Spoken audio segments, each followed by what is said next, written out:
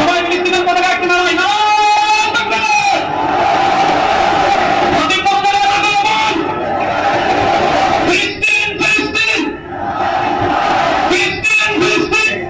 মঞ্চে রেখে দিচ্ছি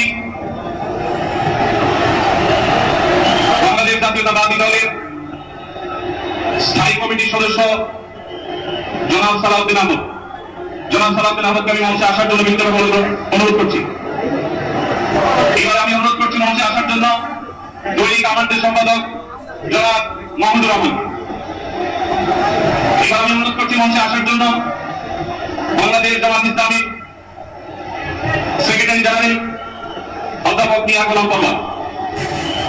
এবারে আমি মঞ্চে ডেকে নিচ্ছি ইসলামী আন্দোলন বাংলাদেশের নায়েবে আমির মুফতি ফয়জুল করিম হাফিজাহুল্লাহকে বিনীতভাবে মঞ্চে আসার জন্য অনুরোধ করছি। আসসালামু আলাইকুম। সম্মানিত দর্শক ও শ্রোতা, আপনারা শিরোনামে দেখেছেন বিশ্ব মানবতার পক্ষে ইতিহাস গড়ল বাংলাদেশ। এই শিরোনামের আলোকে ইসলামী দৃষ্টিভঙ্গিতে আজকে আলোচনা বা সমালোচনা বলতে পারেন। আসসালামু আলাইকুম ওয়া রাহমাতুল্লাহ। আজ আমরা একটি গুরুত্বপূর্ণ বাক্য নিয়ে কথা বলছি। বিশ্ব মানবতার পক্ষে ইতিহাস গড়ল বাংলাদেশ। প্রথমে শুনতে ভালো লাগে, বুকটা গর্বে ভরে ওঠে, কিন্তু প্রশ্ন হলো এই ইতিহাস গড়ার মানে কি? কিসের মানবতা? কার জন্য? কোন নীতিতে? ইসলাম মানবতার শ্রেষ্ঠ ধর্ম। আমি আদম সন্তানকে মর্যাদা দিয়েছি, স্বয়ং আল্লাহ ঘোষণা করেছেন। মানবতা মানেই ইসলাম। প্রশ্ন হলো এই মানবতা কোন ভিত্তিতে? ইসলামী শরীয়ত কি এই মানবতা সাপোর্ট করে, নাকি এটা কেবল রাজনৈতিক ভাষা? মানবতা কথাটা ইসলামেই সবচেয়ে বেশি গুরুত্ব পেয়েছে। আল্লাহ বলেন যে একজন মানুষের প্রাণ রক্ষা করলো, সে যেন গোটা মানব জাতিকে রক্ষা করলো। তবে এটা যদি হয় প্রকৃত জুলুম বিরোধিতা, গরিবের পাশে দাঁড়ানো, দুর্নীতির বিরুদ্ধে রুখে দাঁড়ানো, শরণার্থীকে আশ্রয় দেওয়া, তবে নিঃসন্দেহে সেটা একটি ফজিলতপূর্ণ কাজ।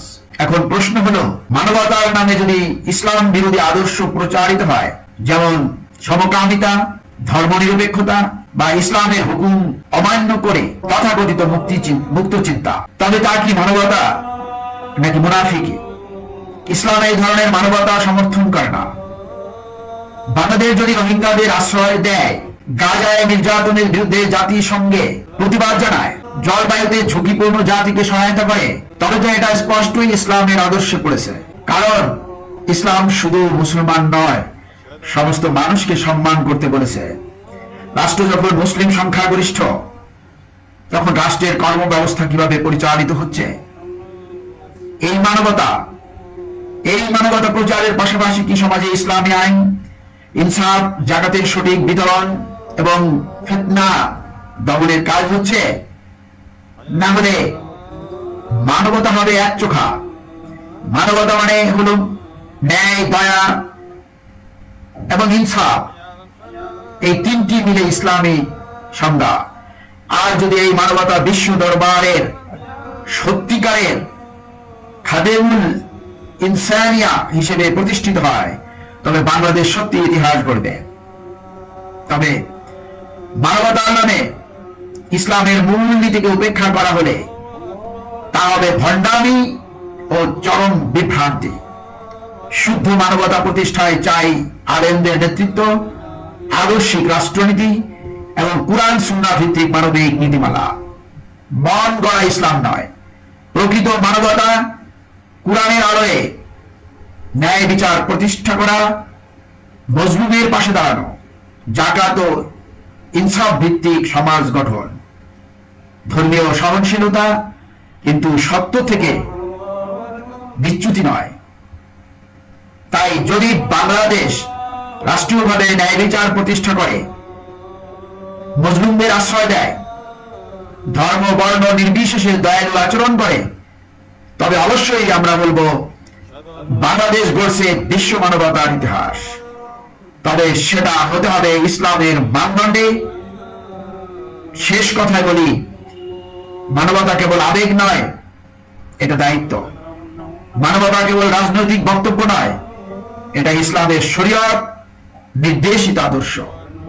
আর যদি এই আদর্শে বাংলাদেশ সত্যি এগিয়ে যায়, তবে আমরা গর্ব করে বলতে পারি, হ্যাঁ, বাংলাদেশ মানবতার ইতিহাস গড়েছে ইসলামের আলোয় পথ দেখিয়ে।